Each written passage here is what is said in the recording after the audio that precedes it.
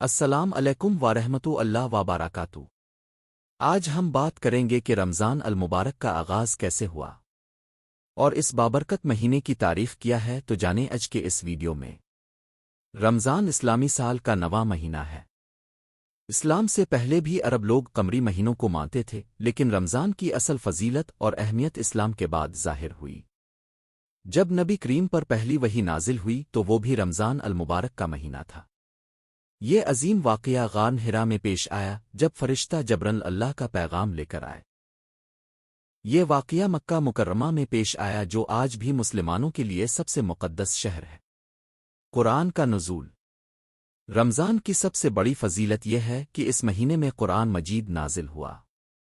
اللہ تعالیٰ فرماتے ہیں: شعر میں زین الوزن آنزنلفنین القارینا، سورت البقرہ 185۔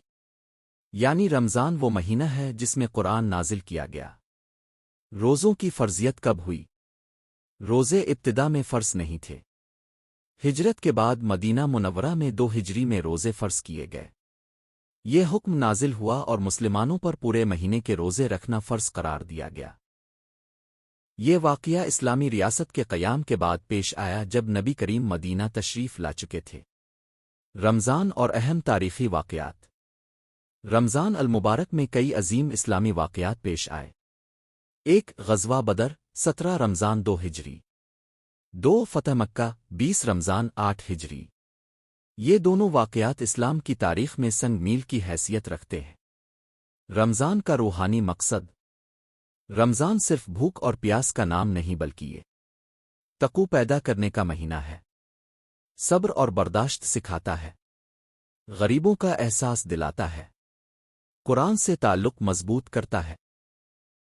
اللہ تعالیٰ فرماتے ہیں کہ روزے اس لیے فرض کیے گئے تاکہ تم متقی بن جاؤ۔ رمضان المبارک کا آغاز دراصل قرآن کے نزول سے جڑا ہوا ہے اور اس کی فرضیت 2 ہجری میں ہوئی۔ یہ مہینہ مسلمانوں کے لیے رحمت، مغفرت اور نجات کا پیغام لے کر آتا ہے۔ اگر آپ اسلامی تاریخ اور ایسے بابرکت موضوعات پر مزید ویڈیوز دیکھنا چاہتے ہیں تو ہمارے چینل سعودی ریئلٹی کو ضرور سبسکرائب کریں۔